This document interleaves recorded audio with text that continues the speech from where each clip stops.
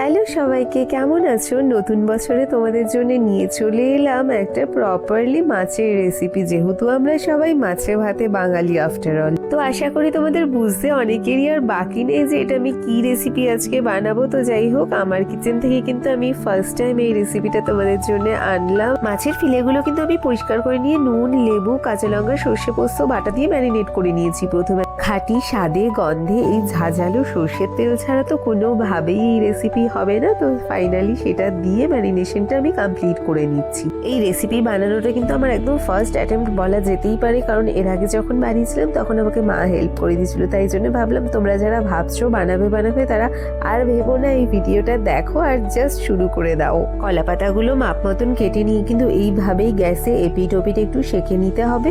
আর সামান্য একটু colour change হয়ে গেলেই ভেবে নেবে এবারে কিন্তু তোমার কলা পাতা ফুল রেডি নেক্সট স্টেপে যাওয়ার জন্যে। মাছগুলো কিন্তু অলমোস্ট 2 ঘন্টা মতন ম্যারিনেট করে রেখেছি, আর দেখতেই পাচ্ছ এখানে ম্যারিনেশনের পর এবারে আমি চলে যাব নেক্সট পর্যায়ে। আচ্ছা, তোমাদের কাদের কাদের পাতুরি ভাজা আর কাদের কাদের ভাপা খেতে ভালো লাগে অবশ্যই কিন্তু কমেন্টে জানিও।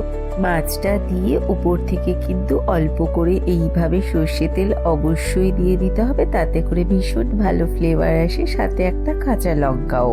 এইবারে এইভাবে সুন্দর করে ভাজ করে নিয়ে কিন্তু আমি সুতো দিয়ে বেঁধে দেব। তবে অবশ্যই খেয়াল রেখো ভাজটা যেন কোনোভাবে খুলে অথবা কলা পাতাটা যেন ছিঁড়ে না যায়। কোনো কিছু প্রথমবারের মতন করে যদি সেটা সাকসেসফুল হয় সেটার আনন্দই কিন্তু আলাদা, আর সেটা তোমরা কিন্তু আমার মুখের এক্সপ্রেশন দেখলেই এখানে বুঝতে পারবে। তো যাই হোক, আমি যেহেতু এইভাবে ভাপা করব, তো সেই জন্য একটা পাত্রে জল গরম করে উপরে এইভাবে ছাঁকনি নিয়ে মাছগুলো ঢেকে দিলাম।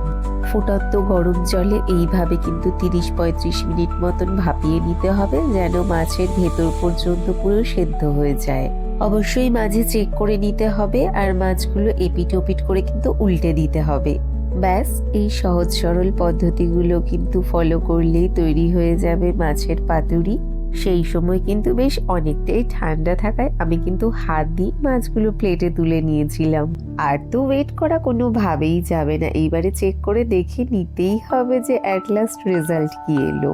একটা মজার কথা শেয়ার না করলেই নয়, রান্না করতে করতে কিন্তু সন্ধে হয়ে গেছিল, সেই জন্য ভাত না নিয়ে আমি কিন্তু কিছুটা কিনোয়া সেদ্ধ করে নিয়েছি এই রেসিপিটা দিয়ে খাবো বলে। তবে আমি কিন্তু অ্যাট লাস্ট পরীক্ষায় পাশ করেই গেছিলাম। তো এখনো পর্যন্ত যারা ভাবছো যে পাতুরি বানাবে অথচ সাহস নিতে পারছো না, তাদের জন্য স্পেশালি এই ভিডিওটা দেখা হচ্ছে খুব তাড়াতাড়ি। টাটা।